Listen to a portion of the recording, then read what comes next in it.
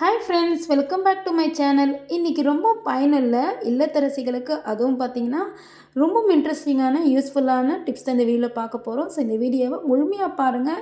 என்னோடய சேனல் நிறைய குக்கிங் டிப்ஸ்லாம் போட்டிருக்கேன். ஸோ எல்லாமே போய் பாருங்கள். போய் பார்த்து கண்டிப்பாக உங்களுக்கு யூஸ்ஃபுல்லாக இருக்கும். அப்படி யூஸ்ஃபுல்லாக இருக்கும்னு நினச்சிங்கன்னா நம்மளோட சேனல் சப்போர்ட் பண்ணி இந்த வீடியோக்கு ஒரு லைக் கொடுத்துருங்க ஃப்ரெண்ட்ஸ். ஓகே ஃப்ரெண்ட்ஸ், வாங்க வீடியோக்குள்ளே போகலாம்.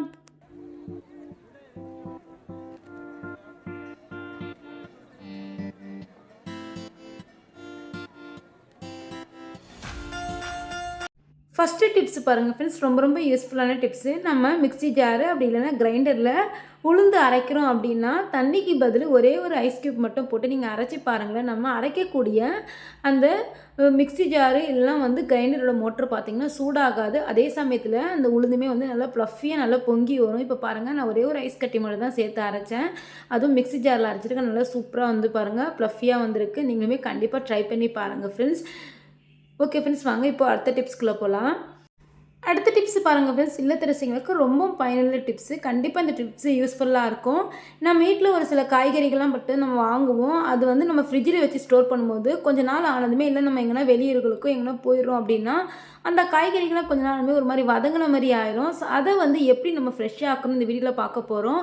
ஸோ இது கத்திரிக்காய், அதுக்கப்புறம் கேரட், பீன்ஸு, வெண்டைக்காய், அதுக்கப்புறம் முருங்கைக்காய், இந்த மாதிரி காய்கறிலாம் கூட நீங்கள் இந்த மாதிரி பண்ணலாம். இப்போ பாருங்கள், இந்த பீட்ரூட் நான் ஒரே ஒரு பீட்ரூட் மட்டும் தோலை நீக்கி எடுத்துட்டேன். இப்போ பாருங்கள், இது ஒரு மாதிரி வதங்கின மாதிரி இருக்குது.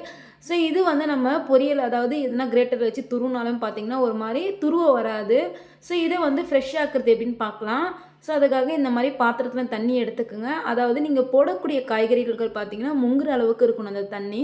ஸோ அதில் இப்போ போட்டுட்டு ஒரு 2 நிமிஷம் அப்படியே விட்டுருங்க. விட்டதுக்கப்புறம் நீங்கள் எடுத்து எப்பளும் போல் நார்மலாக தோலெல்லாம் நீக்கிட்டு கட் பண்ணுறதா இருந்தால் கட் பண்ணுங்கள். எல்லாம் நீங்கள் கிரேட்டரில் வச்சு துருவுறதா இருந்தால் துருவுங்க. ஸோ ஈஸியாக நல்லா ஃப்ரெஷ்ஷாக இருக்கும்.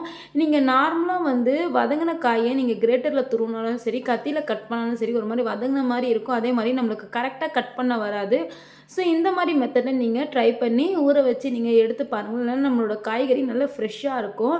இப்போ பாருங்கள், 2 நிமிஷம் ஆகிடுச்சு. இந்த காயை நான் நல்லா தோலெல்லாம் நீக்கிட்டு உங்களுக்கு நான் கிரேட்டரில் துருவி காட்டுறேன். எந்த அளவுக்கு ஃப்ரெஷ்ஷாக இருக்குன்னு நீங்களே வீடியோவில் பார்ப்பீங்க ஃப்ரெண்ட்ஸ். இப்போ பாருங்கள், 2 நிமிஷம் போட்டாச்சு. லைட்டாக ப்ரெஸ் பண்ணுறேன். நல்லா பாருங்கள், கொஞ்சம் ஹார்டாகிடுச்சு. இப்போது 2 நிமிஷம் ஆகிடுச்சு. நான் தோலெல்லாம் நீக்கி கிரேட்டரில் துருவி எடுத்துக்கிட்டேன். இப்போ பாருங்கள் எந்த அளவுக்கு நல்லா ஃப்ரெஷ்ஷாக இருக்குது அப்படின்னு. ஸோ ஃபஸ்ட்டு காய்க்கும் இப்போ பாருங்கள், இப்போ சீவன காய்க்கும் நல்லா எந்த அளவுக்கு ஃப்ரெஷ்ஷாக இருக்குது பாருங்கள் ஃப்ரெண்ட்ஸ். நீங்களுமே கண்டிப்பாக ட்ரை பண்ணி பாருங்கள். அடுத்து பாருங்கள், நம்ம வேர்க்கடலாம் தோலெல்லாம் நீக்கணும் அப்படின்னா அந்த தோலை நீக்கிறதே ரொம்ப கஷ்டமாக இருக்கும். ஸோ இதை ஈஸியான மெத்தடில் வேர்க்கடலேருந்து தோலை நீக்கிற டிப்ஸை இந்த வீடியோவில் பார்க்க போகிறோம். அதுக்காக நம்ம வீட்டில் இந்த மாதிரி வடிகரண்டி இருந்தால் வடிகரண்டி எடுத்துக்கோங்க. ஸோ அதுக்கு முன்னாடி வீட்டில் நம்ம இந்த மாதிரி டஸ்ட்பினுக்கு வச்சுருப்போம்ல, அந்த கவர் தான் எடுத்துக்கோங்க. அதில் இந்த மாதிரி வடிகரண்டி வச்சு நம்ம வேர்க்கடலையே இதில் கொட்டிக்கலாம். இதுக்கப்புறம் லைட்டாக மாவு சலிக்கிற மாதிரி நீங்கள் இந்த மாதிரி 2 முறை சரிச்சாவே போதும். தோல் தனியாக வேர்க்கடலை தனியாக வந்துடும். ஸோ இந்த மாதிரி பண்ணுறனால நம்மளோட கிச்சன் கவுண்டர் டாப் எங்கேயாகட்டும் அந்த வேர்க்கடலை தோல் பறக்கவே பறக்காது. இங்கே பாருங்கள், சூப்பராக நம்ம சலித்து எடுத்தாச்சு. ஒரு வேர்க்கடலை கூட கீழே விழுகலை. ட்ரை பண்ணி பாருங்கள். இதுவுமே நல்லா யூஸ்ஃபுல்லாக இருக்கும் ஃப்ரெண்ட்ஸ். இந்த டிப்ஸை ட்ரை பண்ணி பார்த்து மறக்காமல் எனக்குமே கமெண்ட் பண்ணுங்கள். அவ்வளோதான். இப்போ பாருங்கள், தோலை தனியாக சலித்து எடுத்தாச்சு. இதை டஸ்ட்பினில் டிஸ்போஸ் பண்ணிட வேண்டியது தான். இந்த டிப்ஸை கண்டிப்பாக ட்ரை பண்ணி பாருங்கள். ரொம்ப யூஸ்ஃபுல்லாக இருக்கும். இந்த டிப்ஸ் ரொம்ப பிடிச்சிருந்தா உங்கள் ஃப்ரெண்ட்ஸ் அண்ட் ஃபேமிலிக்கும் ஷேர் பண்ணுங்கள் ஃப்ரெண்ட்ஸ். ஓகே ஃப்ரெண்ட்ஸ், வாங்க அடுத்த டிப்ஸ்குள்ளே போகலாம். ஒரு சிலருக்கு பார்த்திங்கன்னா இஞ்சி டீ போட்டு குடிக்கிற பழக்கம் இருக்கும். ஸோ அவங்களுக்கான டிப்ஸ் தான். இப்போ ஒவ்வொரு முறையும் இஞ்சி டீ போடும்போது என்ன பண்ணுவாங்கன்னா, ஒரு முறை இஞ்சி எடுத்து தட்டி போட்டுட்டு இருப்பாங்க. ஸோ இந்த மாதிரி முறையில் நீங்கள் ரெடி பண்ணி வச்சு பாருங்கள். ரொம்பவும் சுலபமாக இருக்கும். ஸோ நான் இப்போ ஒரு வாரத்துக்கு தேவையான அளவு இஞ்சி தான் எடுத்திருக்கேன். அதை இந்த மாதிரி மிக்ஸி ஜாரில் போட்டுக்கிறேன். ஸோ இந்த மாதிரி கட் பண்ணி எடுத்துக்குங்க. இப்போ இதுக்கப்புறம் ஒரு சிலர் இஞ்சி கூடயே ஏலக்காய் தட்டி போட்டு குடிக்கிற பழக்கம் இருக்கும். ஸோ அதனால் நான் ஏலக்காய் மாவு போட்டுக்கிறேன். நான் எப்பவுமே இஞ்சியும் ஏலக்காய் போட்டு தான் டீ குடிப்போம். ஸோ அதனால் இந்த இஞ்சி கூடயே ஏலக்காவும் சேர்த்துக்கிறேன்.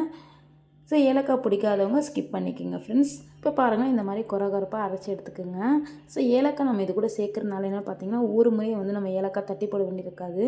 ஸோ ஒரு வாரத்துக்குன்னும் போது ஒரு 2-3 ஏலக்காய் இந்த மாதிரி அந்த இஞ்சியோட சேர்த்து நீங்கள் கொரகொரப்பாக அரைச்சிட்டிங்கன்னா போதும், அந்த ஃப்ளேவர் இறங்கிடும். ஸோ இந்த மாதிரி பாக்ஸில் போட்டு ஸ்டோர் பண்ணி வச்சுருங்க ஃப்ரெண்ட்ஸ். தேவைப்படும் போது இஞ்சி டீ போட்டு குடிக்கலாம். கண்டிப்பாக ட்ரை பண்ணி பாருங்கள். இந்த டிப்ஸ் ரொம்ப பிடிச்சிருந்தா உங்கள் ஃப்ரெண்ட்ஸ் அண்ட் ஃபேமிலிக்கும் ஷேர் பண்ணுங்கள் ஃப்ரெண்ட்ஸ். ஓகே ஃப்ரெண்ட்ஸ், வாங்க அடுத்த டிப்ஸ்குள்ளே போகலாம். அடுத்து பாருங்கள் ஃப்ரெண்ட்ஸ், பால் பொங்காமல் இருக்கிறதுக்கு ரொம்பவும் யூஸ்ஃபுல்லான டிப்ஸ் சொல்கிறேன். ஸோ நம்ம ஒரு சிலர் வந்து பால் வந்து நம்ம ஊற்றுனதுமே வந்து இந்த மாதிரி லைட்டாக மிக்ஸ் பண்ணிகிட்டே இருப்போம் பொங்காமல் இருக்குது. அதுக்கப்புறம் வந்து ஒரு சிலர் வந்து அந்த பாத்திரத்துக்குள்ளேயே வச்சுருவாங்க. வைக்கும்போது என்ன ஆகும்னு பார்த்தீங்கன்னா, ஸ்பூன் வந்து டக்குன்னு உள்ளே விழுந்துடும். ஸோ இந்த மாதிரி உள்ளே விழுகாமல் இருக்க நம்ம வீட்டில் துணிக்கு குத்தோம்ல அந்த கிளிப்பு, இதை வந்து இந்த முனை பகுதியில் இப்போ நான் வச்சேன் பாருங்கள், அந்த மாதிரி குத்திடுங்க. குத்திட்டு ஒவ்வொரு முறையும் மிக்ஸ் பண்ணிட்டு நீங்கள் அந்த பாத்திரத்திலே வச்சுட்டிங்கன்னா அழகாக பார்த்தீங்கன்னா உள்ளே விழுகாமல் ஸோ அந்த பாத்திரத்துக்குள்ளேயே இருக்கும். இந்த மாதிரி வைக்கிறனால பாலுமே பொங்காது. அதே போல் நம்மளுக்கு வேணும்னும் போது எடுத்து நல்லா மிக்ஸ் பண்ணிக்கலாம். நீங்கள் அடுத்த முறை எடுத்து மிக்ஸ் பண்ணும்போது அந்த கிளிப்பை பிடிச்சிட்டு நீங்கள் மிக்ஸ் பண்ணால், இல்லைனா கரண்டியை பிடிச்சினா பார்த்திங்கன்னா சூடாக இருக்கும். ஸோ அதனால் நீங்கள் கிளிப்பு பிடிச்சிட்டு நீங்கள் மிக்ஸ் பண்ணிக்கலாம். அடுத்து பாருங்கள், நம்ம இது மாதிரி பெரிய பாத்திரம் எதனா கழுகுறோம் அப்படின்னா உள்ளுக்கு பார்த்திங்கன்னா ஈரமாக இருக்கும். உள்ள ஈரம் வந்து போகிறதுக்கு, தண்ணியெல்லாம் வடிகிறதுக்கு நம்ம இந்த மாதிரி கவுத்தி வைப்போம். கவுத்தி வைக்கும்போது என்னாகும் பார்த்திங்கன்னா, அந்த ஈரம் தண்ணி வடிஞ்சிருக்கும். ஆனால் அந்த ஈரம் பார்த்திங்கன்னா அப்படியே இருக்கும், ஒரு மாதிரி பேட் ஸ்மெல்லாக இருக்கும். ஸோ இந்த மாதிரி தண்ணி எதுவுமே இல்லாமல் இருக்குது. அதே டைமில் உள்ளும் நல்லா காய்ந்து வரதுக்காக இந்த மாதிரி துணி குத்துற கிளிப்பை 4 சைடு குத்திக்கோங்க. குத்துனதுக்கப்புறம் நீங்கள் இந்த மாதிரி கவுத்தி வச்சிட்டிங்கன்னா போதும். காற்று உள்ளே போய் உள்பகுதியுமே வந்து எந்த ஒரு ஈரப்பதமும் இருக்காது, சுலபமாக வந்து காய்ந்து வந்துடும் ஃப்ரெண்ட்ஸ். அடுத்து பாருங்கள், இந்த மாதிரி நம்ம துணி குத்துற 2 கிளிப் எடுத்துக்கோங்க. சென்டராக ஒரு கிளிப் இந்த மாதிரி வச்சுக்கோங்க ஃப்ரெண்ட்ஸ். ரொம்பவும் யூஸ்ஃபுல்லான டிப்ஸு. பைசா செலவு இல்லாமல் ஒரு ஆர்கனைசரை ரெடி பண்ண போகிறோம். இப்போ பாருங்கள், சென்டராக இந்த மாதிரி ஒரு கிளிப்பு வச்சுக்கோங்க. அவ்வளோதான், நம்ம மொபைல் இதில் மேலே வச்சிட வேண்டியது தான். இங்கே பாருங்கள், இப்போ இது வந்து ஒரு மொபைல் ஹோல்டர் மாதிரி ரெடி ஆகிடுச்சு. ஸோ பைசா செலவு இல்லாமல் அதிக விலை கொடுத்து எதுவும் வாங்காமல் துணி குத்துற கிளிப்பை வச்சு சூப்பராக வந்து நம்ம ஒரு மொபைல் ஹோல்டர் ரெடி பண்ணியாச்சு. அடுத்து பாருங்கள் ஃப்ரெண்ட்ஸ், நம்மளோட கிச்சன் ரூமு, கபோர்டு இதெல்லாம் பார்த்திங்கன்னா ஆணி வந்து சம்டைம் வந்து ஒரு சில பொருட்கள்லாம் நம்ம மாட்டுவோம். மாட்டுறதுக்கு இடமும் இருக்காது.